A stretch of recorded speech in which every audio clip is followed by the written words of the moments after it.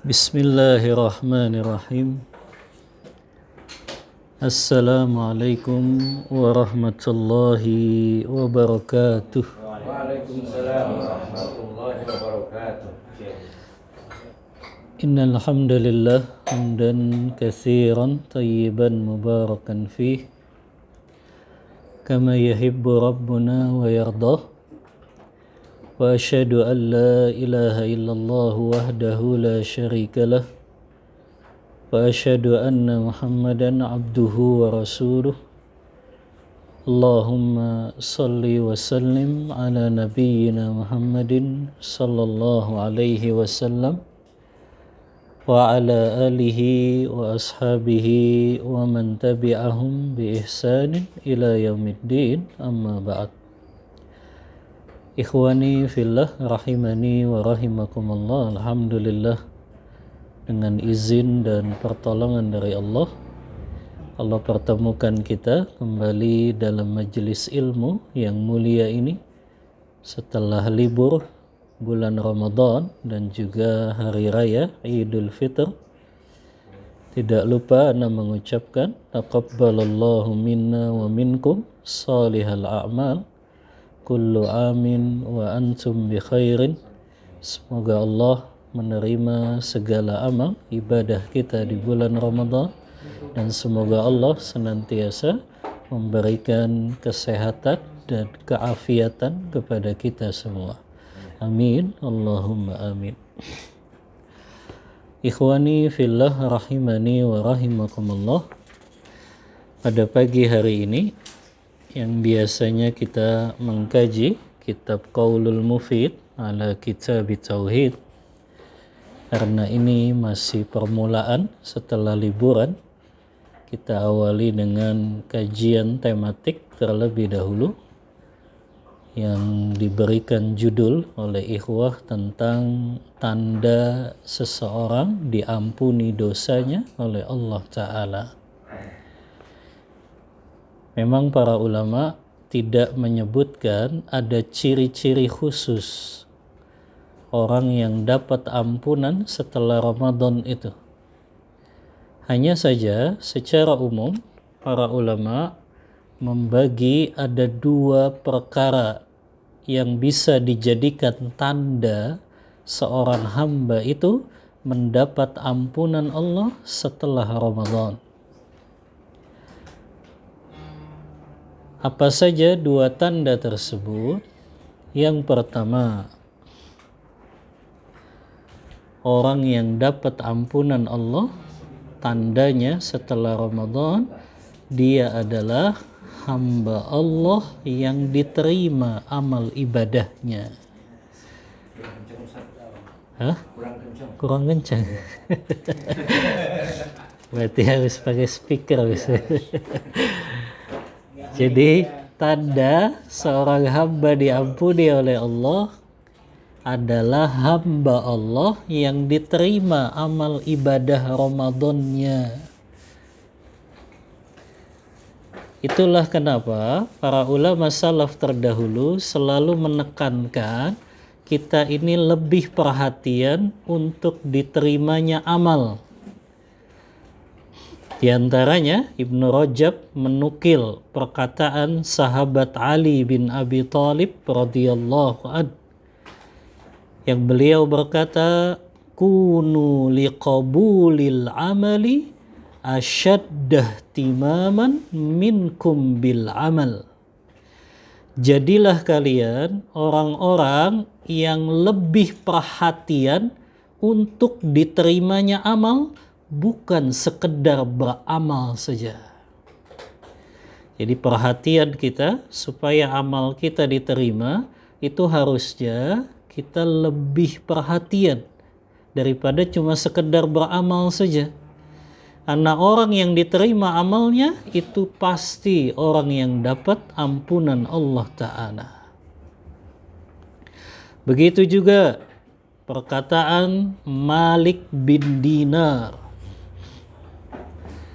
Kata Malik bin Dinar, salah seorang sahabat Rasulullah, al-khawfu alal amali alla yutaqabbala asyaddu minal amal.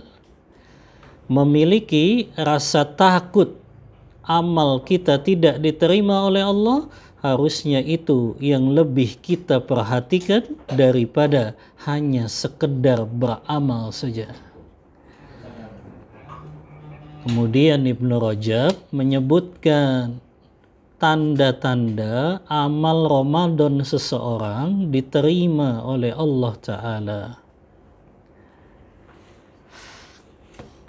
Ada 3 tanda amal Ramadan seorang hamba diterima oleh Allah Ta'ala. Yang pertama, kata Ibnu Rajab, jazaul hasanati al hasanatu ba'daha. Balasan kebaikan yang diterima oleh Allah Ta'ala adalah orang itu dimudahkan melakukan kebaikan selanjutnya. Dalilnya apa? Kata Ibnu Rajab, beliau berdalil dengan firman Allah surah Al-Lail ayat yang ke-5 sampai yang ke-7. Kata beliau, fa amma man a'ta wattaqa wa saddaqa bil husna fasanuyassiruhu lil yusra. Adapun orang-orang yang bersedekah dan orang-orang yang bertakwa, sedekah dan takwa mereka diterima oleh Allah Ta'ala, dan mereka membenarkan adanya balasan yang terbaik di surga, maka kami mudahkan baginya jalan untuk melakukan amal soleh selanjutnya. Jadi parameternya, orang itu diterima amalannya di bulan Ramadan, dia bisa meneruskan amalan-amalan yang sudah dia lakukan di bulan Ramadan. Makanya Ibnu Rajab memasukkan salah satunya, orang itu kalau diterima puasa Ramadannya, Allah mudahkan dia untuk berpuasa 6 hari di bulan Syawal. Makanya Ibnu Rajab kan memasukkan itu. Di antara keistimewaan puasa 6 hari di bulan Syawal, alamatun min qabuli siyami Ramadan. Orang yang dimudahkan berpuasa 6 hari di bulan Syawal, itu tanda puasa Ramadannya diterima oleh Allah. Karena tadi kaidahnya, kalau dia puasa Ramadannya diterima oleh Allah, dimudahkan sama Allah berpuasa sunnah selanjutnya. Karena tadi kaidahnya balasan kebaikan yang diterima, Allah mudahkan melakukan kebaikan-kebaikan selanjutnya. Jadi gampang parameternya ya. Kita mau tahu qiyamul lail kita di bulan Ramadan diterima atau tidak oleh Allah, lihatnya setelah Ramadan. Jangan melihatnya pas Ramadan. Karena yang namanya pas Ramadan, atmosfernya ya kebaikan. Televisi aja kan bisa soleh kalau Ramadan. Tapi dilihatnya kapan? Pasca Ramadannya. Sama, kalau kita mau lihat orang haji dan umrohnya diterima atau tidak oleh Allah, bukan ngelihatnya ketika di Mekah dan Madinah. Orang kalau di Mekah dan Madinah ya atmosfernya pasti kebaikan. Yang nggak biasa sholat berjamaah aja dia sholat kalau di sana berjamaah. Ya, yang biasa aja kalau qomat masih nyantai, kalau di sana qomat udah lari. Tapi lihatnya kapan? Setelah dia pulang ke tanah airnya. Dia masih nggak istiqomah dengan amalan-amalannya ketika dia berada di Mekah dan Madinah tersebut. Jadi sebetulnya Ramadan itu Allah jadikan untuk jadi konsep hidup kita 11 bulan yang akan datang. Jadi Ramadan itu konsep hidup sebetulnya. Bagaimana kita menjadikan konsep hidup kita di bulan Ramadan itu kita terapkan di luar Ramadan. Kita kalau di Ramadan kan bisa tuh bangun sebelum subuh kan? Ya. Nah, bagaimana kita terapkan itu tuh setelah Ramadan? Ya. Makanya minimal qiyamul lail kita jaga, minimal witir enggak kita tinggalkan. Nah, itu jadi tanda tuh qiyamul lail kita diterima oleh Allah di bulan Ramadan. Ya, adapun kalau dia pas Ramadan aja dia qiyamul lailnya, setelah Ramadan dia tinggalkan seluruh qiyamul lailnya, itu harusnya khawatir. Jangan-jangan qiyamul lailnya di Ramadan gak diterima sama Allah. Karena kaidahnya tadi kan, jazaul hasanati al hasanatu ba'daha. Balasan kebaikan yang diterima oleh Allah, Allah mudahkan orang itu melakukan kebaikan-kebaikan selanjutnya. Makanya para ulama salaf terdahulu, kata Ibnu Rajab, kana ba'dus salaf idza wuffiqa alaihim biqiyamil lail shoma fi naharihi. Sebagian ulama salaf, kalau mereka diberikan taufik, kekuatan oleh Allah untuk bisa bangun salat qiyamul lail, mereka dimudahkan Allah berpuasa di siang harinya. Sebagai apa? Tanda syukur mereka kepada Allah bisa bangun salat malam. Jadi ulama salaf bersyukurnya begitu. Kalau mereka bisa bangun qiyamul lail, maka mereka puasa di siang harinya. Nah, ini kaidah orang yang diterima amalannya di bulan Ramadan, salah satunya Allah mudahkan dia melakukan ibadah-ibadah selanjutnya. Baca Quran kita juga begitu ya. Kalau kita mau tahu baca Quran kita di Ramadan diterima atau tidak, lihat pasca Ramadan. Kita masih baca Quran gak setiap harinya? Walaupun mungkin jumlahnya gak harus sama.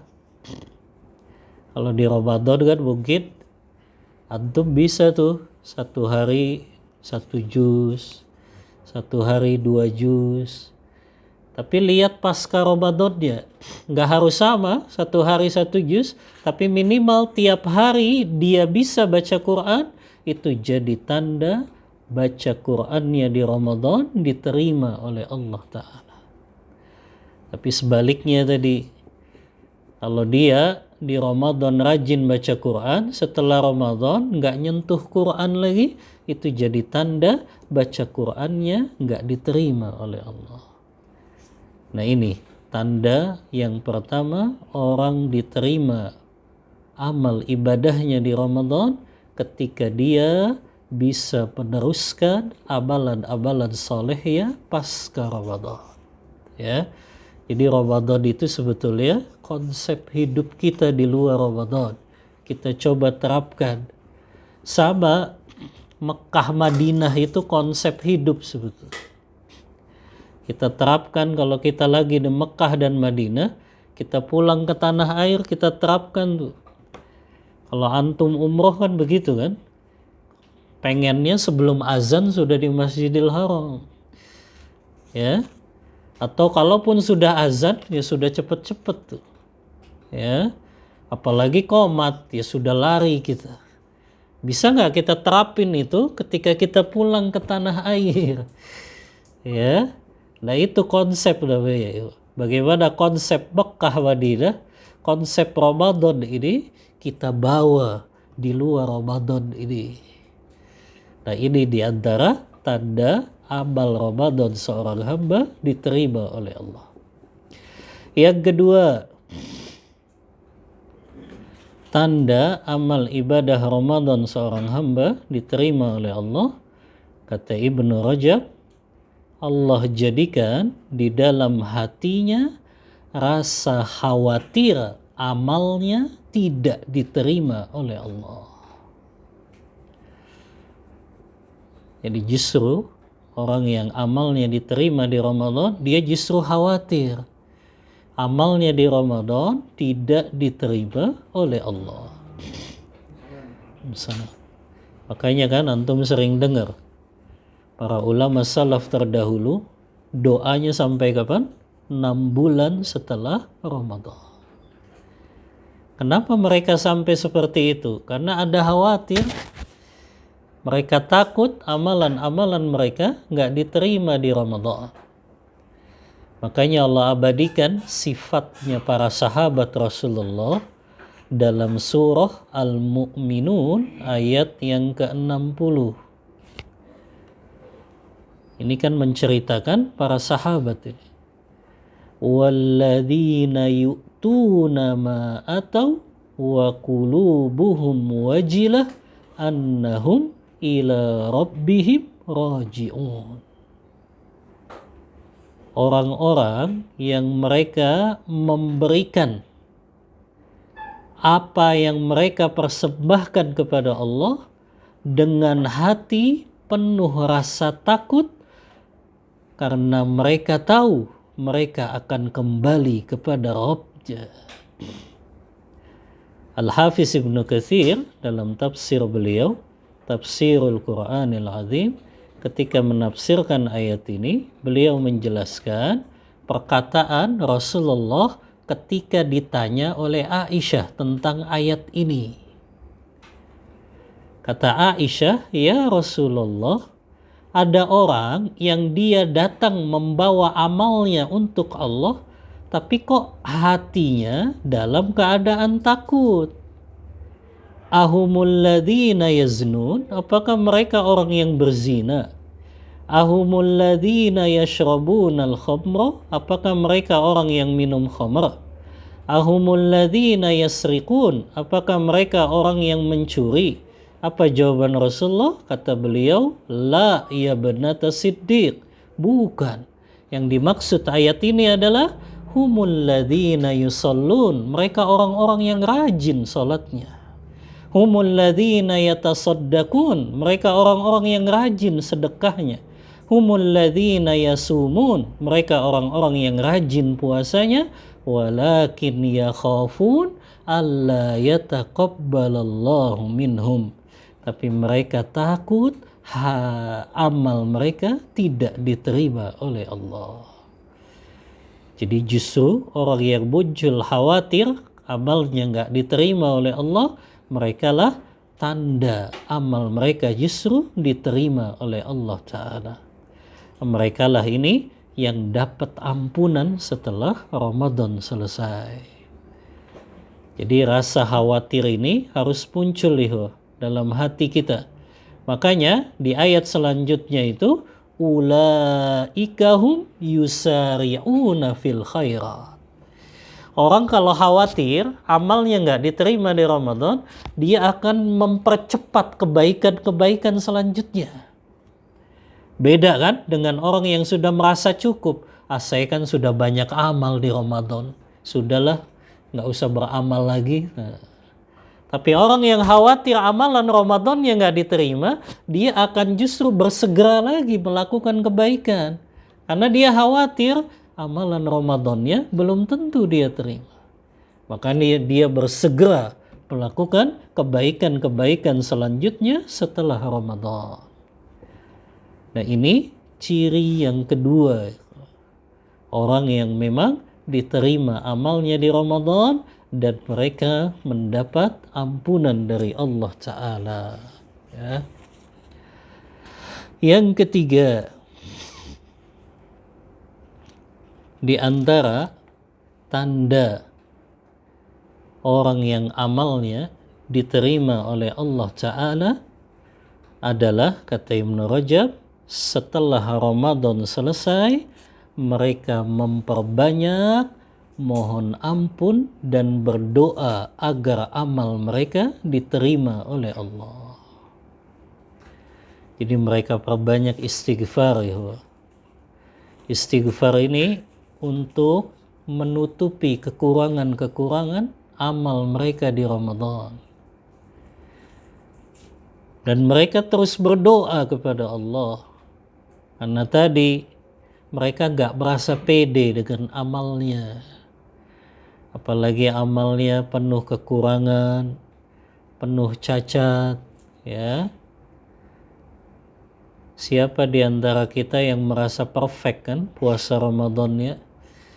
Karena kadang kita puasa Ramadan juga mata masih melihat yang haram, lisan masih mengucapkan yang haram, ya. Kadang jempol juga masih menuliskan yang haram. Maka memperbanyak istighfar ini setelah Ramadan, dan tetap kita minta agar Allah terima amal ibadah yang penuh cacat dan kekurangan ini. Ini yang insya Allah bisa menjadikan amal-amal yang kurang tadi itu bisa tertutupi dengan banyaknya istighfar kita dan berdoa kepada Allah agar diterima amal Ramadan kita. Makanya kata Imam Hasan al-Basri rahimahullah, seorang tabi'in, aksiru minal istighfar fa innakum la tadruna mata tanzilur rahmah. Perbanyaklah kalian memohon ampun kepada Allah, karena sesungguhnya kalian tidak mengetahui kapan Allah menurunkan rahmatnya. Begitu juga perkataan Luqmanul Hakim, orang soleh yang Allah abadikan namanya di dalam Al-Quran. Beliau memberikan wasiat kepada anak beliau, ya budayya, wahai anakku, awid lisanakal istighfar, biasakanlah lisanmu untuk mengucapkan istighfar. Fa inna lillahi sa'atin la yaruddu fihinna sa'ilan, karena sesungguhnya Allah memiliki waktu-waktu yang di situ Allah tidak akan tolak permintaan hambanya, di antaranya kalau dia mohon ampun kepada Allah Ta'ala. Begitu juga Ibnu Rajab rahimahullah mengatakan, berlomba jika engkau tidak mampu berlomba-lomba melakukan kebaikan bersama orang-orang saleh, maka berlomba-lombalah bersama para pendosa dengan istighfarnya. Jadi kalau kita nggak mampu mungkin berlomba-lomba dengan para sahabat, ya, yang baca Qur'annya satu hari satu kali hatam, ya, yang sodakohnya subhanallah nggak hitung-hitungan, ya. Abu Bakar As-Siddiq menginfakkan seluruh hartanya. Utsman bin Affan, ya, beliau ketika sebelum jadi khalifah kan kayanya luar biasa. Ketika beliau meninggal setelah jadi khalifah, yang tersisa hanya 2 ekor unta saja milik beliau. Jadi kalau kita nggak mampu berlomba-lomba dengan orang soleh dalam kebaikannya, maka berlombalah dengan para pendosa dengan istighfarnya. Ya, jadi setelah Ramadan selesai, ini yang kita perbanyak, ya. Mohon ampun atas segala kekurangan ibadah kita di Ramadan, dan kita berdoa senantiasa agar amal Ramadan kita diterima oleh Allah Ta'ala. Itu yang dilakukan Nabi Allah Ibrahim dan Nabi Allah Ismail setelah mereka membangun Ka'bah. Mereka meninggikan Ka'bah, amalan yang begitu luar biasa besar. Allah abadikan itu dalam surah Al-Baqarah ayat 127. Wa idh yarfa'u Ibrahimul qawa'ida minal baiti wa Ismail Rabbana taqabbal minna innaka antas sami'ul alim. Ketika Ibrahim dan Ismail meninggikan bangunan Ka'bah, doa mereka, ya Allah, terimalah amal ibadah kami ini, sesungguhnya Engkau Maha mendengar dan Maha mengetahui. Jadi ini tanda kalau Allah masih mudahkan kita untuk beristighfar, minta agar amal kita diterima oleh Allah, itu jadi tanda kita termasuk orang yang dapat ampunan Allah setelah Ramadan ini selesai. Jadi jangan berhenti minta agar amal kita diterima oleh Allah. Terus kita baca dalam sujud-sujud kita, dalam salat qiyamul lail kita, di waktu-waktu mustajab antara azan dan iqamah, ketika turun hujan, ya. Maka ini terus kita baca karena ini jadi tanda orang yang diterima amalnya di Ramadan dan orang yang dapat ampunan Allah setelah Ramadan.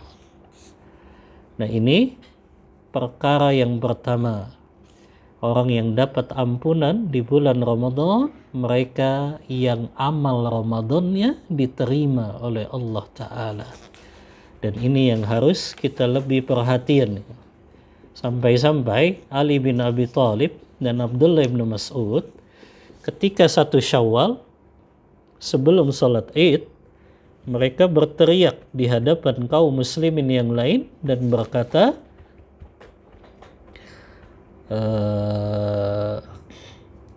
manil makbul fanuhannih wa manil mahrum fanu'azzih. Kata mereka, ini dicatat oleh Ibn Rajab dalam kitabnya ini Lataiful Ma'arif. Sahabat Ali dan Abdullah bin Mas'ud berkata ketika 1 Syawal, siapa yang diterima amalnya, kami ucapkan selamat kepadanya. Tapi siapa yang tidak diterima amal Ramadannya, kami bertakziah untuknya. Sampai mereka mengatakan kami bertakziah, kasihan. Karena mereka masuk dalam ancaman hadis Rasulullah, raghima anfu rajulin, raghima anfu rajulin, raghima anfu rajulin. Celaka dan terhina seorang hamba, celaka dan terhina seorang hamba, celaka dan terhina seorang hamba. Siapa mereka? Man adraka Ramadan thumman salakha falam yughfar lahu. Mereka yang dikasih kesempatan berjumpa dengan Ramadan, Ramadan pergi, dosa-dosanya belum diampuni oleh Allah. Makanya kata Ali dan Abdullah bin Mas'ud, manil mahrum, siapa yang dia ditolak amalnya, fanu'azzih, kami bertakziah untuknya, kasihan orang itu. Ya, itulah kenapa kita perbanyak istighfar, mohon ampun kepada Allah, bertaubat, dan juga banyak berdoa agar amal kita diterima oleh Allah. Ini tanda yang pertama. Tanda yang kedua, ikhwah, orang yang dapat ampunan Allah setelah Ramadan ini, mereka yang keluar dari Ramadan memiliki sifat-sifat orang yang bertakwa. Mereka yang setelah Ramadan selesai, sifat-sifat orang bertakwa melekat pada diri mereka. Allah sebutkan dalam beberapa ayat tentang sifat orang yang bertakwa. Di antaranya surah Ali Imran ayat 134.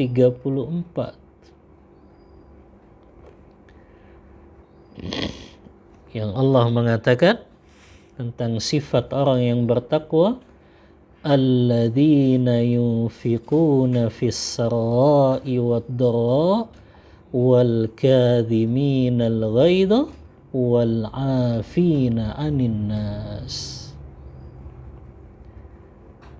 Kata Allah kan, sifat orang yang bertakwa dalam ayat ini orang-orang yang menafkahkan hartanya di jalan Allah dalam keadaan lapang maupun dalam keadaan sempit. Itu cirinya orang bertakwa. Baik sempit maupun lapang, dia tetap infakkan hartanya. Walaupun mungkin jumlahnya berbeda ya. Ketika lapang mungkin agak banyak. Tapi ketika sempit, ya dia semampunya. Tapi dia nggak berhenti berinfak di jalan Allah. Nah ini salah satu ciri orang yang keluar Ramadan, dia punya sifat ini orang yang dapat ampunan dari Allah setelah Ramadan. Ini yang pertama dalam ayat ini. Yang kedua, wal kadhiminal ghaidh. Nah, pendidikan Ramadannya tuh masih melekat. Dia orang yang mampu menahan marahnya karena urusan dunia. Wal kaziminal ghaiz kan menahan marah. Dan marah itu ada yang terpuji, ada yang tercela. Yang dimaksud menahan marah di sini, menahan marah yang tercela. Marah karena urusan dunia. Beda dengan marah yang terpuji. Marah yang terpuji itu kalau kita lihat kemungkaran, kita marah, itu terpuji. Kalau ngelihat syariat Allah dilecehkan, kita marah, itu terpuji. Tapi kalau marahnya hanya sekedar dunia, itu yang tercela. Alumni Ramadan yang dapat ampunan, dia mampu menerapkan ini di luar Ramadan. Jadi hanya gara-gara urusan dunia, dia mudah itu untuk menahan marahnya. Apalagi biasanya para suami ini mudah marah ke istrinya. Karena memang godaannya begitu ya. Karena pernah sampaikan ke antum ya.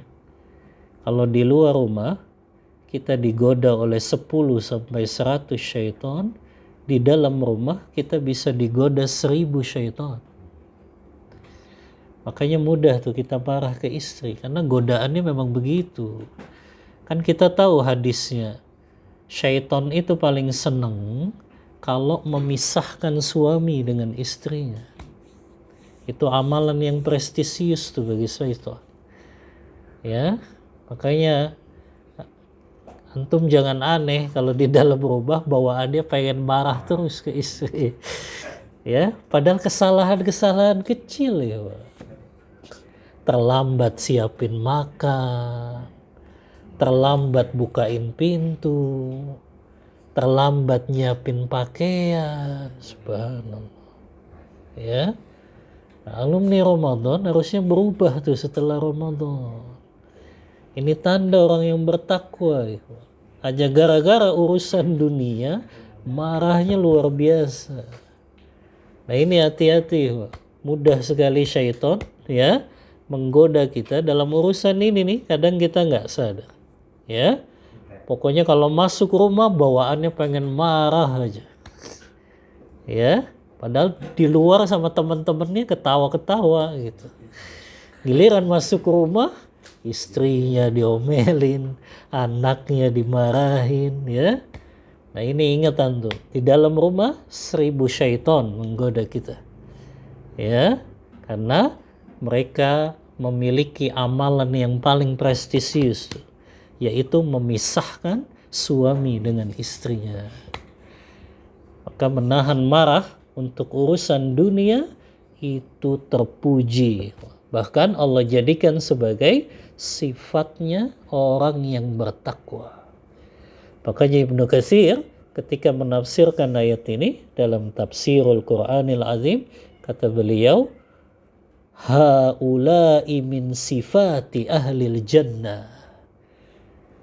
Sifat-sifat yang Allah sebutkan dalam ayat ini adalah sifatnya calon penghuni surga. Ini mereka yang dapat ampunan Allah dan mereka sifatnya penghuni surga. Selain bersedekah dalam keadaan lapang dan sempit, mereka menahan marahnya karena urusan dunia. Yang ketiga, yang Allah sebut di dalam ayat ini tentang sifat orang yang bertakwa, wal afina anin nas. Orang yang mudah memaafkan kesalahan saudara muslimnya. Ini yang paling berat juga ya. Lebih mudah mana minta maaf atau memaafkan? Ya? Ada risalah makanya yang ditulis oleh Syekhul Islam Ibnu Taimiyah Kalau tidak salah ada 20 alasan kenapa kita harus memaafkan. Nah, di situ ditulis keutamaan-keutamaan memberikan maaf kepada saudara muslimnya. Ya. Jadi kita berusaha keluar Ramadan jadi orang yang memang hatinya itu nggak punya dendam, nggak punya iri dengki, nggak punya hasad, nggak punya benci, ya. Karena ini mudah memaafkan, ya. Karena seringkali ya orang-orang yang dia melampiaskan nafsunya, akhirnya dia terbawa dengan sifat-sifat ini. Masih punya dendam. Apakah dia direndahkan? Apakah dia dilecehkan? Nah, ini kan memang amalan hati yang susah, ya. Amalan hati yang harusnya dimiliki oleh orang-orang yang bertakwa. Karena dia nggak ngikutin hawa nafsunya. Memang kita kalau ngikutin hawa nafsu kan gitu. Kalau ada orang zolim sama kita ya pengennya kita balas. Kalau ada orang merendahkan kita ya kita marah, kan begitu. Ya kita ya dendam. Tapi di sini Allah sebut wal afina anin nas. Dia mudah tuh memaafkan kesalahan saudaranya, ya. Makanya ini yang menjadikan Rasulullah itu hatinya hati yang lapang gitu.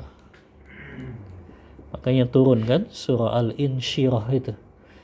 Alam nashrah laka sadra. Bukankah kami lapangkan hatimu dengan Islam ini?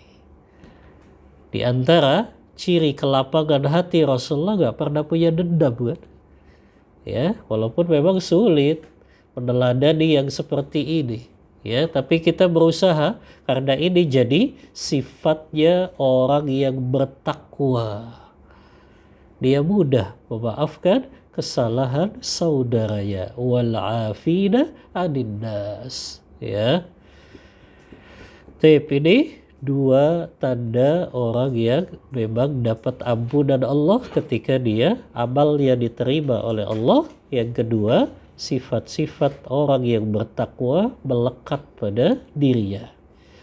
Ada satu lagi di antara tandanya orang yang dia dapat ampunan Allah. Yang ketiga adalah orang yang senantiasa memiliki rasa takut dan harap ketika dia berbuat dosa. Orang yang senantiasa punya rasa takut dan harap ketika dia berbuat dosa. Jadi bukan dia ngeremehin dosa, enggak. Karena di antara sifat orang yang bertakwa juga bukan orang yang enggak pernah melakukan dosa kan. Karena kita bukan malaikat. Walladzina idza fa'alu fahishatan aw zalamu anfusahum dzakarullah fastaghfaru lidzunubihim. Karakternya orang yang bertakwa, kalau mereka kadang jatuh ke dalam dosa, mereka cepat mohon ampun. Nah, di sini mereka punya rasa harap ya. Jadi rasa harap itu nggak putus asa. Karena di antara cara syaitan itu menggoda hamba itu dengan cara memberikan putus asa kalau kita jatuh dalam dosa. Ya. Akhirnya kita ditakut-takuti, nggak bakal diampuni kamu, Pak. Maka rasa harap itu harus muncul ketika kita jatuh ke dalam dosa. Makanya dalam hadis riwayat Muslim, ya, dalam hadis qudsi ini Allah kan berkata, "Idza adzaba 'abdi dzanban." Apabila hambaku melakukan dosa, faqala, dan dia berkata, "Allahumma ghfirli." Ya Allah, ampunilah aku. Kemudian Allah berkata apa? "Alima 'abdi anna lahu rabban ya'khudhu bidzambi wa ya'fu anhu." Hambaku tahu dia memiliki Rabb yang maha pengampun tapi juga bisa menghukumnya dengan azab yang pedih. Kemudian setelah beberapa lama hamba ini nggak melakukan dosa, kemudian dia jatuh dalam dosa lagi. Kemudian dia berkata, Allahumma ghafirli, ya Allah ampunilah aku. Allah berkata lagi, alima abdi, hambaku tahu. Dia memiliki Rabb yang maha pengampun, tapi juga Allah yang maha keras siksaannya. Setelah itu dia gak berbuat dosa lagi, dia jatuh lagi dalam dosa. Sabar, dia ucapkan ini, Allahumma ghafirli, ya Allah ampunilah aku. Maka Allah pun berkata, hambaku mengetahui dia memiliki Allah yang maha pengampun dan juga keras siksaannya. Setelah 3 kali kan, Allah berkata, silakan hambaku melakukan apapun, aku takkan ampuni dosa-dosanya. Nah ini kan rasa harap kita ya. Artinya bukan kita meremehkan dosa, tapi ketika kita jatuh dalam dosa itu gak boleh ada rasa putus asa. Tapi tetap harus ada rasa takut juga. Karena kata Imam Hasan al-Basri, orang mukmin itu kalau dia melakukan dosa, dia seolah-olah berada di bawah gunung yang besar. Yang dia khawatir gunung ini akan menimpanya. Beda dengan orang yang fasik. Ketika dia berbuat dosa, dia menganggap dosa itu hanya seperti lalat yang hinggap di hidungnya. Nah, itu bedanya mukmin dengan fasik. Mukmin jatuh ke dalam dosa, tetap dia punya rasa khawatir. Karena yang namanya dosa itu punya efek. Antum baca kitabnya Ibnu Qayyim itu, Ad-Da' Dawa. Itu kan beliau sebutkan puluhan efek orang yang melakukan dosa. Ya. Di antaranya Allah jadikan hatinya gelisah, sedih. Makanya yang membuat hati kita tenang, tentram itu justru ketika menjauhi dosa. Ketika orang melakukan dosa, hatinya itu menjadi gelisah dan sedih. Apalagi efeknya, Allah jadikan wajahnya nggak bersinar lagi. Allah jadikan ibadahnya nggak terasa nikmat. Itu harus punya rasa takut itu. Ya, Allah jadikan istrinya, anaknya susah untuk taat kepadanya. Itu efek-efek dosa tuh. Ya, kan selama ini kita merasa kalau nggak dapat azab dari Allah, kita nggak dapat hukuman. Padahal cukup ya, kita sudah nggak bisa merasakan kenikmatan ibadah, itu sudah hukuman sebetulnya. Kita nggak bisa merasakan kelezatan ketika berdoa, bermunajat kepada Allah, itu sebetulnya sudah hukuman. Ulama salaf begitu kan. Mereka kalau sudah memiliki efek, apakah istrinya gak mau taat lagi, anaknya gak mau taat lagi, mereka berpikir tuh, dosa apa yang aku perbuat. Ya, sama kalau kita sudah gak merasakan nikmat ketika ibadah, nikmat ketika sholat, nikmat ketika baca Al-Quran, itu kita ingat dosa apa ini. Jangan-jangan ada dosa yang kita remehkan sehingga Allah hukum kita dengan gak bisa merasakan nikmat ketika beribadah.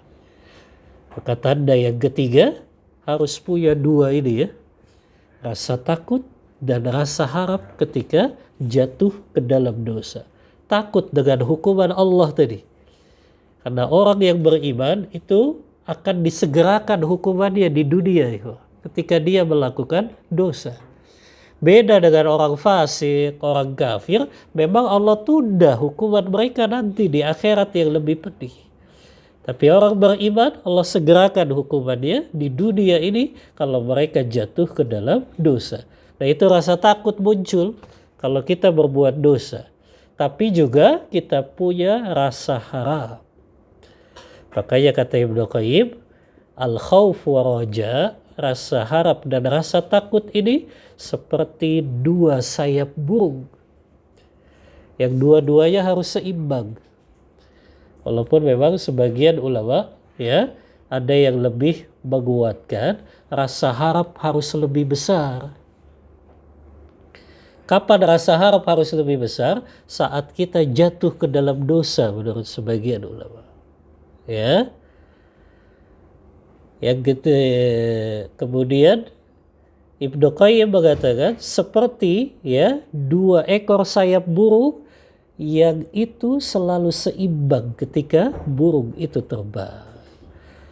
Rasa harap dan takut ini salah satu ibadah hati yang sangat penting yang harus kita perhatikan, karena ini jadi tanda juga Allah akan ampuni seorang hamba kalau dia punya rasa harap, husnuzon, berprasangka baik kepada Allah. Ya, berprasangka baik saat dia jatuh ke dalam dosa, dia punya rasa harap bahwa dosanya juga akan diampuni oleh Allah. Wallahu ta'ala a'lam bissawab. Untuk materi ada cukup kan ikhwah?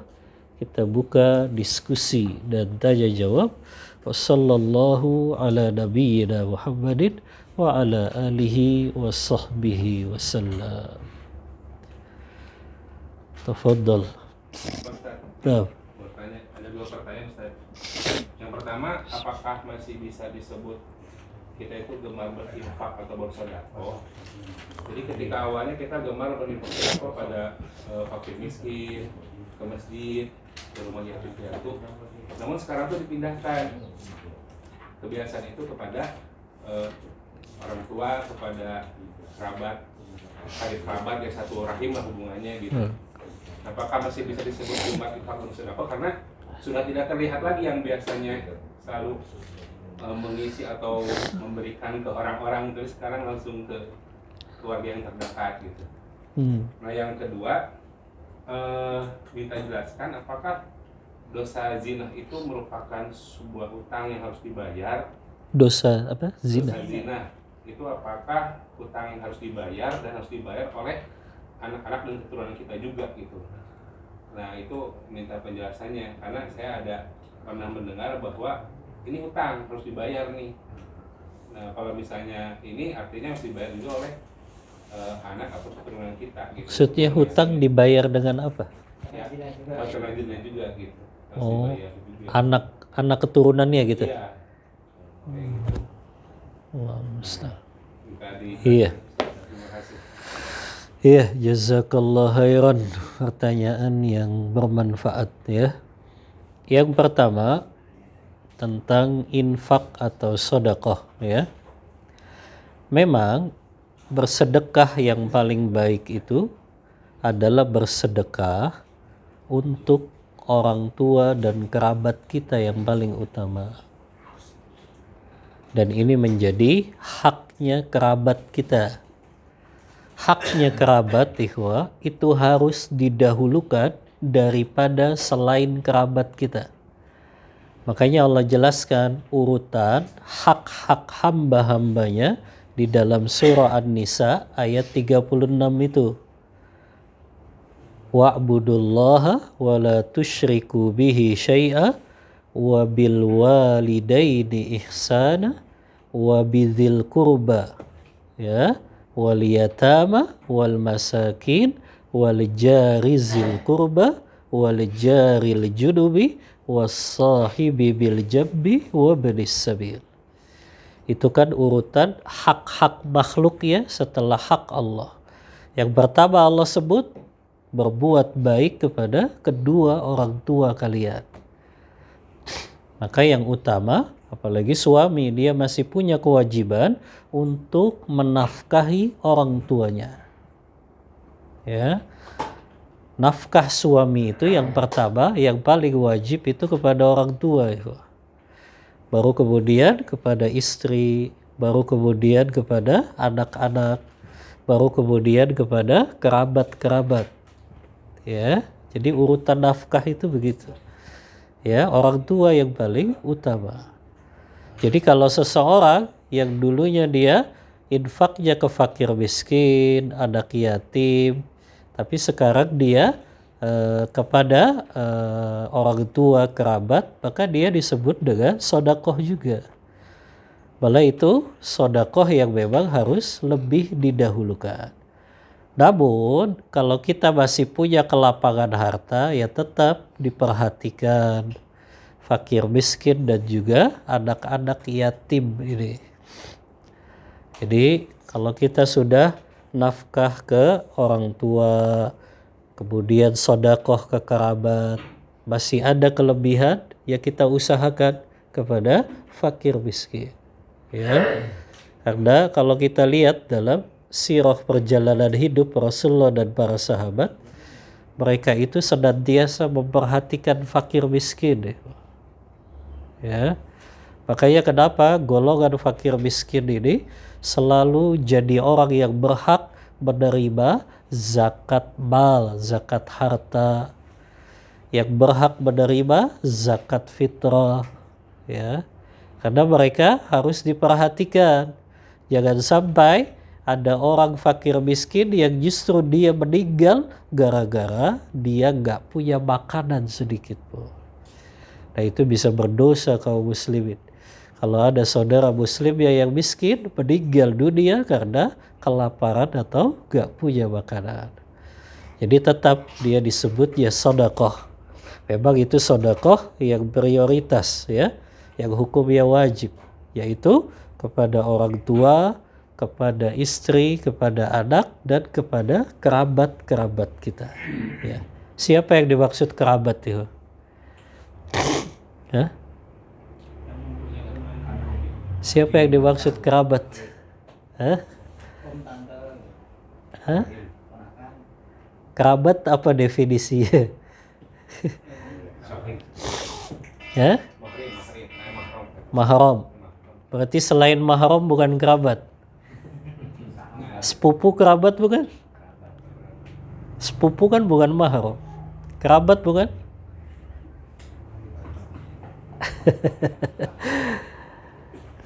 Kerabat itu mereka yang memiliki jalur nasab sama dengan kita dari ayah atau ibu atau anak.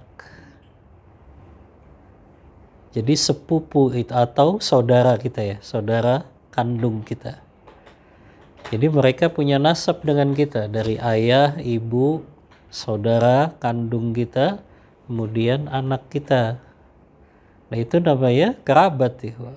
Berarti sepupu kerabat atau bukan? Kerabat. Ya. Makanya kalau ada pertanyaan, kerabat yang dia kerabat orang yang bukan mahram tapi dia dapat warisan itu sepupu. Karena dia punya jatah sisa walaupun nanti ada urutannya. Kalau anak si mayit ini sudah nggak ada, kalau bapak si mayit ini sudah nggak ada, kalau pamannya si mayit ini sudah nggak ada, kalau saudara kandungnya si mayit ini sudah nggak ada, baru tuh anaknya saudara kandung kita dapat sisa harta. Makanya dia disebutnya tetap kerabat. Ya. Jadi yang punya jalur nasab. Di antaranya haknya kerabat itu dahulukan mereka kalau kita menyampaikan undangan. Karena itu bagian dari silaturahim. Kita kan kebiasaannya kalau ngasih undangan ke teman-teman dulu. Kerabat belakangan malah. Harusnya mereka dulu yang dikasih tahu. Ya. Oh ini anak saya mau nikah nih. Tanggal sekian datang ya. Gitu. Jadi kerabat dulu tuh yang kita kontak. Ya. Yang mereka kita harapkan bisa datang. Karena itu bagian dari menyambung tali silaturahmi. Ya. Makanya mereka lebih didahulukan dalam memberi sedekah, dalam menyampaikan undangan, dalam memberikan hadiah, mereka lebih didahulukan. Kata Rasulullah, shadaqatun 'alal miskin, shadaqatun 'ala dzil qarabati isnata. Bersedekah kepada orang miskin yang bukan kerabat, pahalanya 1. Tapi bersedekah kepada kerabat pahalanya 2. Sodaqotun wasilatun. Dia dapat pahala sodakoh, dia dapat pahala menyambung tali silaturahim. Jadi itu tetap disebut sedekah. Yang kedua, tentang orang yang berzina itu memiliki hutang, wallahu a'lam. Ana tidak tahu ini tentang adanya dalil ini. Ya. Ana tidak harus seperti tadi. Ya. Kalau dia pernah berzina, berarti nanti anak keturunannya zina juga, begitu? Maksudnya punya hutang. Ya. Anda tidak harus seperti itu kan? Karena memang Anda belum dapatkan juga dalil yang menyatakan harus seperti itu. Hanya saja orang yang berzina ini ya sudah jelas dia pelaku dosa besar. Ya. Walaupun ada urutan-urutan dia berzina dengan mahram, itu dosanya jauh lebih besar daripada berzina dengan selain mahram. Berzina dengan perempuan tetangga itu dosanya lebih besar daripada berzina dengan selain tetangga.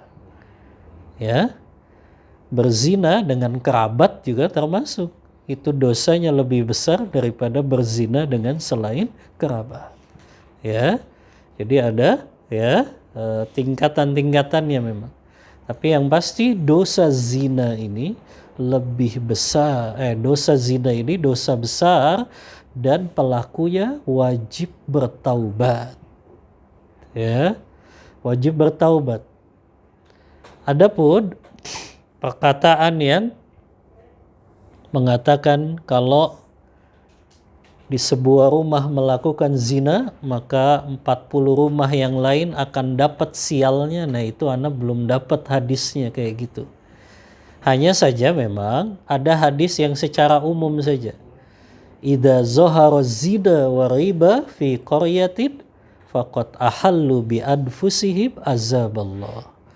Apabila zina dan riba sudah merajalela di suatu kampung, maka penduduk kampung tersebut telah menghalalkan diri mereka untuk diazab oleh Allah. Nah itu secara umum saja. Tidak harus 40 hari 40 rumah aja yang dapat sialnya.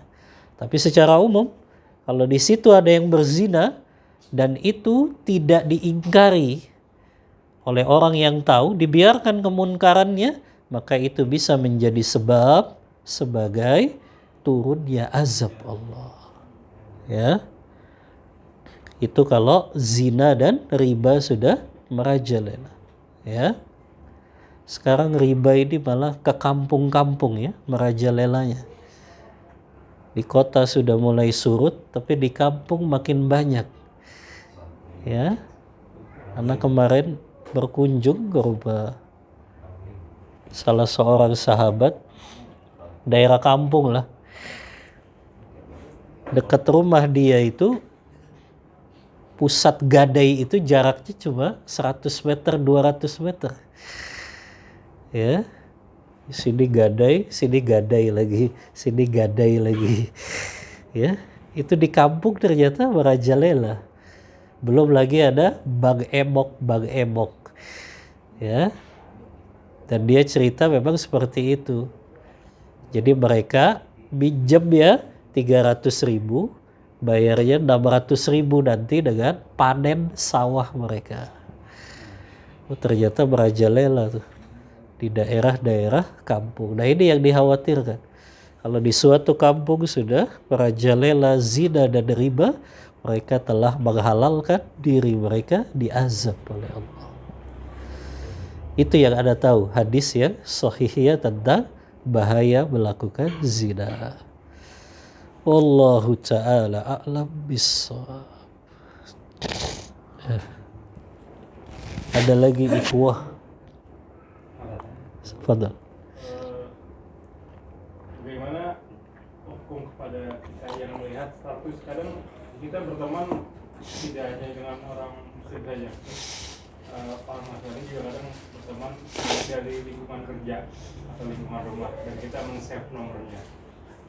Lalu kadang mereka men-share peribadahan mereka atau hujah-hujah mereka. Dan nggak sengaja ketika kita buka status kita melihat itu, apakah diwajibkan untuk kita amar ma'ruf nahi munkar juga? Apakah kalau kita skip aja gitu kita terlepas dari hisab di hari kiamat nanti atau bagaimana? Itu di grup ya, share ya? Status. Oh, status Ya, bukan ya. status WhatsApp gitu tiba-tiba kadang kan kita skip melihat statusnya mereka gitu. Bagaimana hukumnya kita gitu. Untuk apa kita harus menyampaikan hujah atau cukup kita doakan ya semoga diberikan hidayah atau sekecil-kecil iman seorang itu kan mendoakan masalah itu kan, mendoakan agar mendapat hidayah dan atau enggak kita bahwa ini batil gitu. Gimana? Iya. Jazakallah khairan, pertanyaan yang bermanfaat ya, tentang kita memiliki teman yang dia non muslim ya, beda agama. Yang pertama ya, konsepnya kita memilih teman itu kita prioritaskan yang beriman, yang soleh dan bertakwa. Itu yang kita jadikan sebagai teman dekat kita. Yang kedua, kita boleh berteman dengan orang non-muslim tapi tidak kita jadikan mereka sebagai teman dekat kita. Hanya sebatas ya kita memang sebagai teman kantor atau mungkin tetangga, gak masalah. Tapi ada batasan-batasan dia. Di antaranya kita gak boleh ikut hari raya mereka, gak boleh mengucapkan selamat pada hari raya mereka, gak boleh ikutan ibadah seperti ibadah mereka, ya. Itu kan ada batasan-batasan dia. Yang ketiga, kalau ternyata ada teman kita non muslim ini kadang men-share apakah ajaran mereka dari Injil, apakah ibadah mereka, maka yang seperti ini memang kita ada kewajiban mendakwahkan. Tapi kita lihat juga diri kita sudah punya kapasitas atau belum. Ada mendakwahi mereka ya tentu ada syaratnya. Di antaranya kita memang memahami keilmuan tentang masalah akidah Islam ini secara menyeluruh. Jadi jangan sampai kita akhirnya debat kusir malah. Nah ini kita harus punya dulu apa? Ilmunya tentang masalah akidah yang benar itu untuk membantah keyakinan mereka. Yang kedua, kita juga harus tahu tentang keadaan orang ini. Orang ini memang orang Kristen atau non-Muslim yang taat ibadah atau yang gak taat ibadah. Kita harus tahu juga keadaan dia. Anda pernah sampaikan hadis Mu'az bin Jabal ya, yang beliau diutus ke Yaman, tapi Rasulullah sudah kasih tahu bahwa di sana engkau akan mendapati ahlul kitab. Artinya mereka mengerti tentang Taurat dan Injil. Nah, supaya kita punya persiapan kalau memang ingin mendakwahi mereka. Kemudian yang ketiga ya, syaratnya juga kita berdakwah dengan lemah lembut. Ya. Tapi setelah terpenuhi dua tadi, punya kapasitas keilmuan. Yang kedua, kita sudah tahu keadaan orang ini seperti apa latar belakangnya. Yang ketiga baru, kalau kita mau dakwahin, kita dakwah dengan lemah lembut. Ya, ajak mereka kenal dengan syariat Islam ini. Ajak mereka kenal dengan ajaran-ajaran sunnah Rasulullah. Hikmah-hikmahnya sampaikan. Ya, jadi jangan langsung, kamu kalau gak masuk Islam neraka sudah. Ya, orang jadi gak tertarik. Buat mereka senang dulu dengan ajaran-ajaran syariat ini yang terbukti ini ajaran bukan buatan manusia. Ya, berapa banyak kan sunnah-sunnah Rasulullah yang hari ini terbukti kehebatan dia melalui ilmu pengetahuan. Makan dengan tangan, kemudian setelah makan kita jilat-jilat jari kita. Itu kan dibahas oleh para ahli. Belum lagi ketika lalat jatuh ke minuman kita disuruh apa? Celupin kemudian buang lalatnya. Itu kan di balik itu ada ya ilmu pengetahuan, ya. Bagaimana pengobatan bekam, ya. Itu kan ada sisi pengetahuannya. Nah, itu yang kita dakwahi mereka kenal dengan keagungan, keajaiban sunnah-sunnah Rasulullah. Nah, kalau kita belum memiliki 3 syarat ini, ya sudah, cukup kita mendoakan dia. Semoga Allah memberikan hidayah kepada orang tersebut. Ya. Wallahu ta'ala a'lam bissawab. Nah, tafadhol. Mas itu dulu. Ustaz, yang poin nomor 2 tadi Ustaz, yang tanda orang yang dapat ampunan Allah. Yang poin ketiga, orang yang mudah untuk memaafkan Ustaz ya. Nah, bagaimana kita memaafkan dengan yang zolimnya tidak minta maaf itu Ustaz? Gimana caranya? Gimana apa? Cara ya? Caranya ya. Iya. Antum kan pernah dengar kisah sahabat Rasulullah yang dia suatu hari kan masuk masjid ya. Kemudian Rasulullah mengatakan huwa min ahlil jannah. Dia salah satu penghuni surga. Sampai beberapa kali kan. Akhirnya ada sahabat yang penasaran kan. Kenapa kok Rasulullah bilang dia penghuni surga? Akhirnya dia berpura-pura nginep di rumahnya. Ketika dia nginep ternyata amal ibadahnya biasa aja. Ya, sholat malam ya biasa, puasanya juga biasa. Nah, akhirnya sahabat itu nanya kan,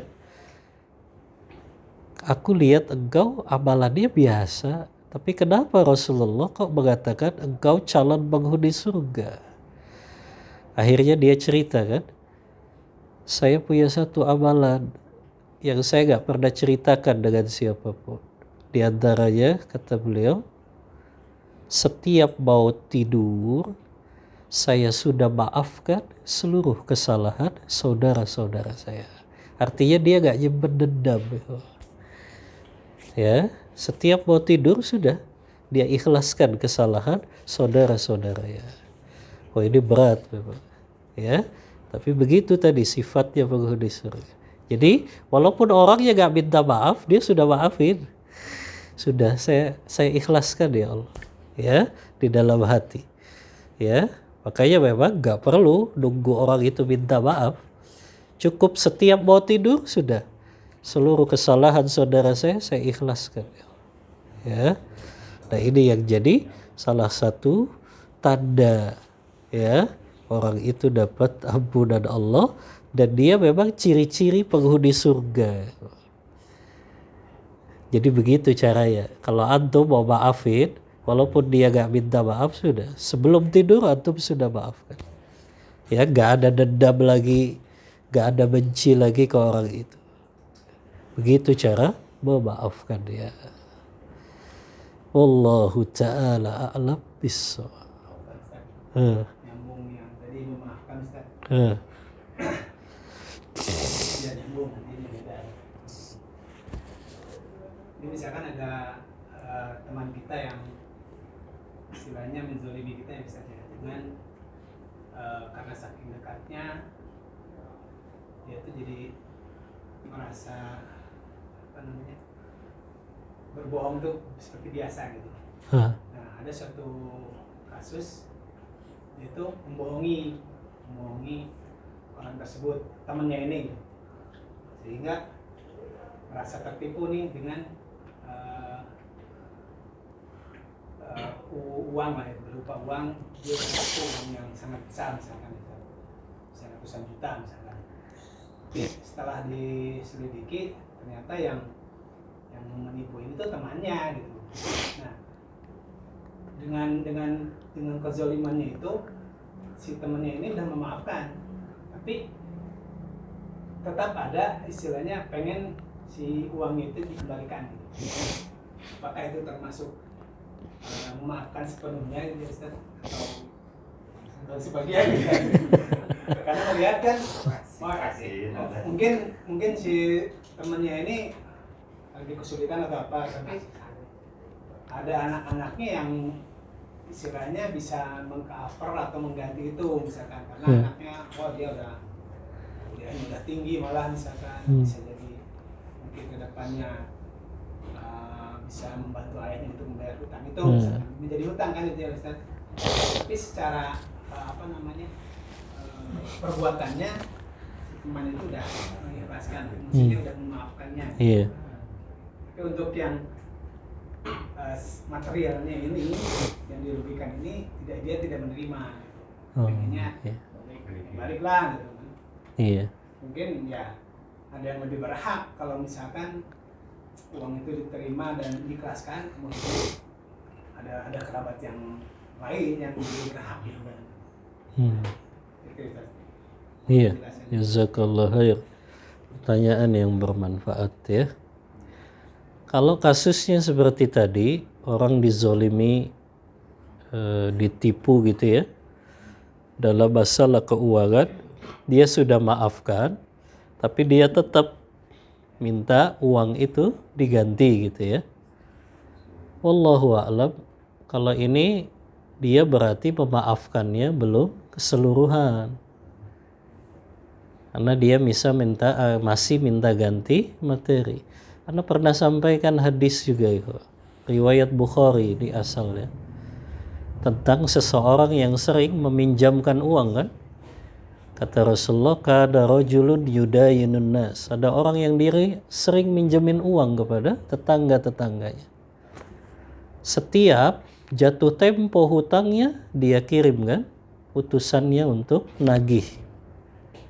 Tapi dia selalu pesan, khudz ma tayassara watruk ma asura wa tajawaz la'allallaha yatajawaz anna.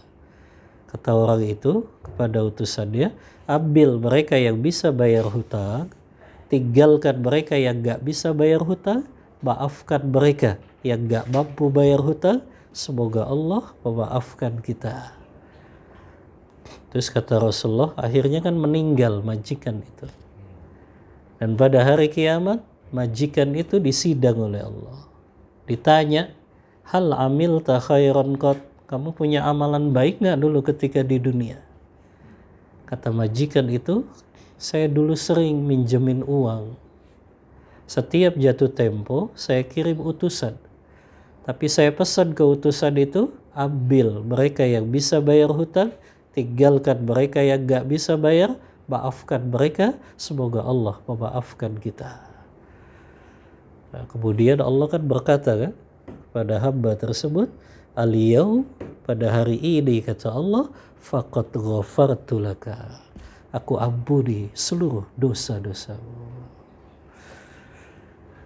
Mengikhlaskan hutang itu berat, karena balasannya juga aku ampuni seluruh dosa-dosa. Ya. Jadi kalau maaf ya sempurna, ya sudah diikhlaskan seluruhnya. Ya. Tapi kalau maaf ya masih setengah-setengah ya tadi gitu. Tapi Anda tahu secara dunia ya susah Bapak. Ya. Tapi begitulah memang balasannya besar. Orang yang memaafkan secara sempurna tadi, ya. Memang kalau kita pakai logika, masa kita ikhlasin, ya. Kan dia tadi anaknya masih mampu. Sebetulnya kan anak itu gak punya kewajiban bayar utang orang tuanya itu. Ya, secara hukum fikih gak ada kewajiban anak membayarkan hutang orang tuanya. Karena yang wajib membayar hutang ya orang itu sendiri. Ya, hanya saja mungkin secara adab atau etika ya tentu gak enak Masa anak biarin orang tuanya masuk neraka gara-gara hutang, kan begitu. Tapi secara hukum fikih gak ada kewajiban seorang anak untuk membayarkan hutang orang tuanya. Dia yang wajib membayar hutangnya sendiri. Begitu, Mari. Kalau sudah meninggal ya, Mas? Hah? Biasanya kalau meninggal itu kan yang punya hutang-hutang, cakupannya menghubungi iya, ahli waris. Oh, kalau orang meninggal, dia masih punya hutang. Kemudian, menghubungi ahli warisnya. Itu maksudnya pakai harta yang dia tinggalkan. Kan Anda pernah bahas ketika waris itu, sebelum harta itu dijadikan warisan, harta itu yang pertama digunakan untuk membiayai kepengurusan jenazahnya.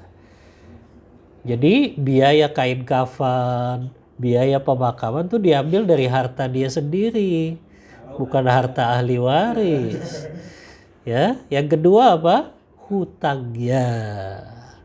Hutangnya ada dua kan? Hutang kepada Allah, hutang kepada sesama manusia. Kalau masih ada sisa juga, lihat dia punya wasiat atau tidak. Kalau dia punya wasiat, dahulukan wasiatnya. Kalau ternyata dia ada wasiat, bayarkan wasiatnya. Nah, kalau masih ada sisa, baru itu dijadikan sebagai warisan. Kalau nggak ada sisa, ya sudah, sabar ahli warisnya. Berarti memang dia nggak meninggal. Udah ada kesanggupan nih Ustaz, misalkan.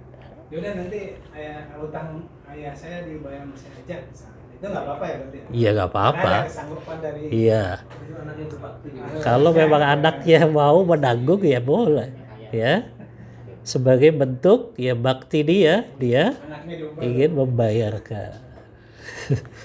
Ini dulu. Wallahu a'lam. Kalau melanjutkan. Iya, betul. Oh ya. Nah, berarti kalau misalkan yang dibilang kalau misalkan ada hutang tapi keburu meninggal gitu, saya nggak tahu ya ini soalnya apa enggak gitu. Jadi katanya melayang gitu. Oh, jiwa ya. Iya. Si ininya gitu, rohnya melayang. Memang ada hadis. Ngegantung lah gitu. Iya, Rasulullah mengatakan inna nafsa mu'allaqatun bidainihi. Sesungguhnya jiwa seorang mukmin itu dia terkatung-katung karena sebab hutangnya. Imam As-Suyuti ketika menjelaskan hadis ini kata beliau, yang dimaksud orang itu terkatung-katung jiwanya yang harusnya dia dapat nikmat kubur, gara-gara dia masih punya hutang, dia nggak dapat nikmat kubur itu. Bukan pergentayangan. Jadi harus dilunasi dulu hutangnya. Itulah kenapa tadi urutannya ya. Harta yang ditinggalkan mayit, urutannya itu tadi. Untuk biaya kepengurusan jenazah, setelah itu langsung bayarkan hutangnya, nggak boleh ditunda-tunda. Yang didahulukan apa? Hutangnya si mayit. Karena tadi jiwanya terkatung-katung, kasihan. Yang harusnya dia dapat nikmat kubur, karena masih punya hutang, dia nggak dapat nikmat kubur itu.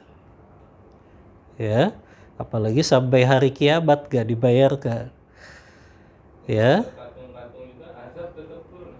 Apa? Azabnya tetap turun. Azab apa ya? Kuburnya gitu. Maka udah terkatung-katung nikmat nggak dapat azab. Wallahu a'lam, bergantung kepada amalnya si jenazah itu. Ya. Itu yang dimaksud dengan terkatung-katung, kenikmatan yang harusnya dia dapatkan dia nggak dapat.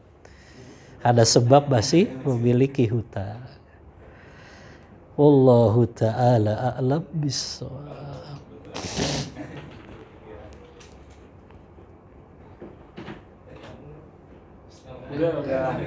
Sudah. Oh iya, ini dulu. Bagaimana kalau yang meninggal itu tidak punya harta gitu? Tadi sudah Nggak punya harta sama sekali. punya harta sama sekali tapi punya hutang. Dan, Buat rumah juga nggak punya. Pas pun nggak punya. masih kontrak gitu ya. Dan,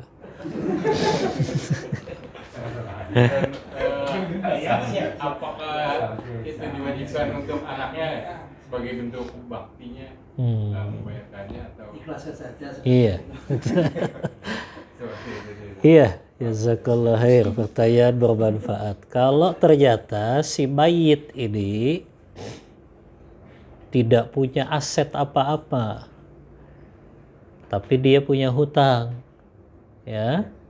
Sebetulnya orang yang seperti ini dia berhak dapat zakat harta.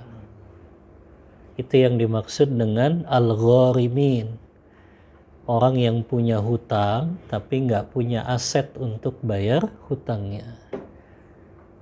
Tapi dilihat dulu hutangnya memang bukan hutang yang ribawi ya, tapi hutang karena untuk memenuhi kebutuhan pokok misalnya. Ya, dia punya hutang belum bayar kontrakan, dia punya hutang untuk beli makanan. Nah yang seperti ini tetap sebetulnya sang anak nggak wajib untuk membayarkannya. Hanya saja tadi ada etika dan adab lah. Nggak mungkin anak membiarkan orang tuanya ini mati membawa hutang. Jangankan seseorang yang dia mati syahid saja, kalau dia mati meninggalkan hutang kan nggak diampuni sama Allah. Ya, dalam hadis riwayat Muslim gitu kan, lisyahidi yughfaru kullu dzambin illa dainu. Orang yang mati syahid diampuni seluruh dosanya kecuali hutangnya. Nah, di sini makanya ulama selalu menjadikan jangan jadikan lifestyle hidup kita suka ngutang gitu. Ya, ini gaya hidupnya orang barat sebetulnya. Bukan gaya hidupnya seorang mukmin. Seorang mukmin mampu dia beli, gak mampu sudah dia sabar. Itu gaya hidup seorang mukmin. Ya. Adapun gaya hidup orang kafir ya kita lihat tuh, mereka sedang pakai kartu hutang itu atau kredit. Ya. Kalau mukmin enggak. Mereka beli semampunya saja. Ya, kalau enggak ya sudah sabar. Ya. Kecuali memang untuk kebutuhan pokok. Ya, kebutuhan pokok tadi ya. Rumah, makanan, ya. Itu memang boleh untuk berhutang. Selain kebutuhan primer, kita tidak diperbolehkan untuk ngutang ke sana, ngutang ke sini. Nah, ini jadi peringatan dari para ulama, hutang itu jangan jadikan sebagai lifestyle, gaya hidup, karena berat bagi seorang mukmin itu kalau mati meninggalkan hutang.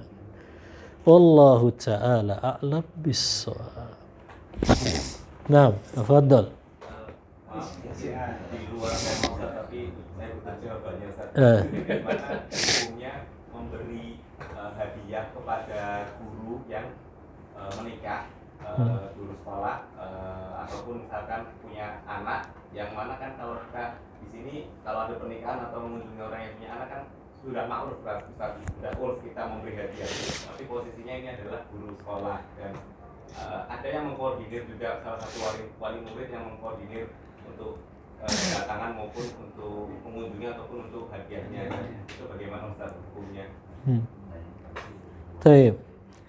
Hukum asalnya memang ikhwah, walaupun ulama beda pendapat dalam masalah ini, pendapat yang lebih kuat memang kalau guru itu sudah dapat gaji dari lembaga tersebut, maka dia gak boleh menerima hadiah dari wali muridnya.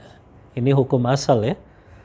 Tapi ada situasi-situasi mungkin wali murid ingin memberi hadiah, maka itu dibolehkan.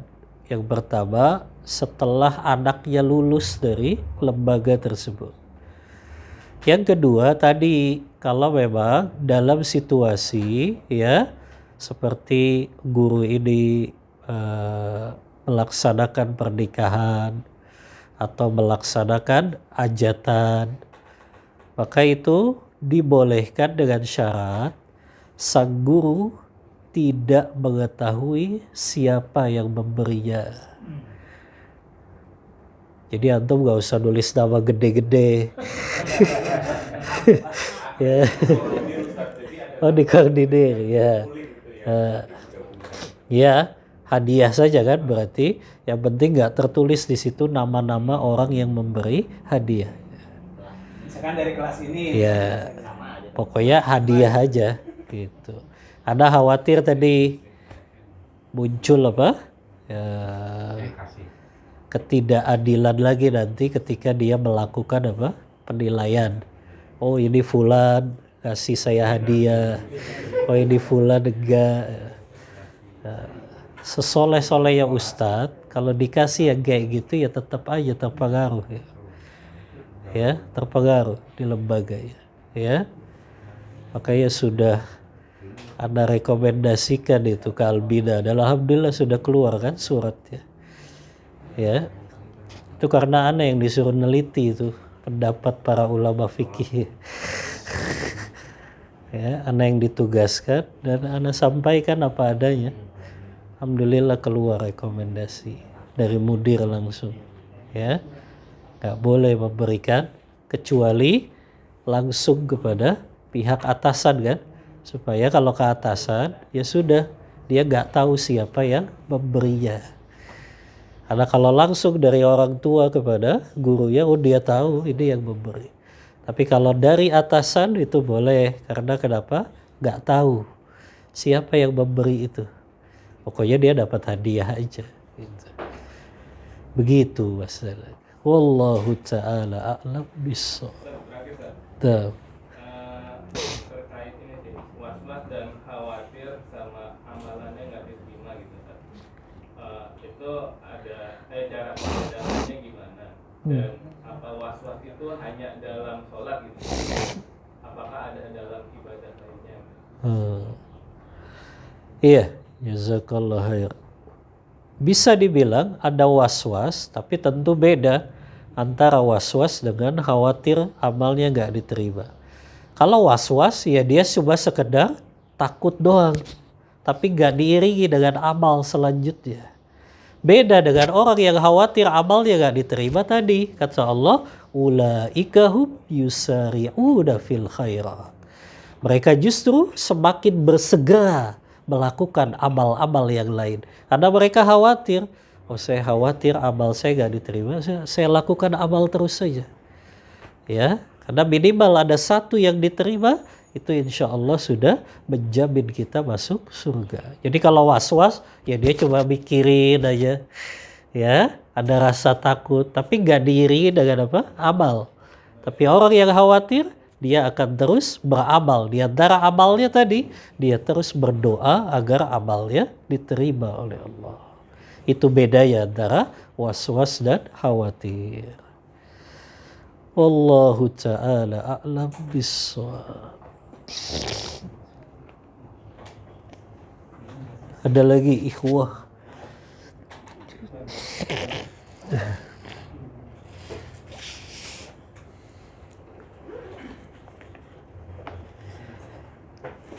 Ada lagi? Masih pening habis lebaran.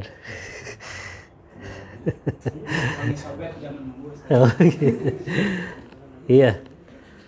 Baik, kita cukupkan ya kajian kita pada pagi hari ini. Alhamdulillah kita bisa menyelesaikan dengan izin Allah Ta'ala. Mohon maaf bila ada kata-kata yang kurang berkenan di hati ikhwah semuanya. Wassallallahu ala nabiyyina Muhammadin wa ala alihi wa sahbihi wasallam. Kita tutup kajian kita membaca doa kafaratul majlis. Subhanakallahumma wa bihamdika asyhadu an la ilaha illa anta astaghfiruka wa atubu ilaik. Walhamdulillahi rabbil alamin. Wassalamualaikum warahmatullahi wabarakatuh.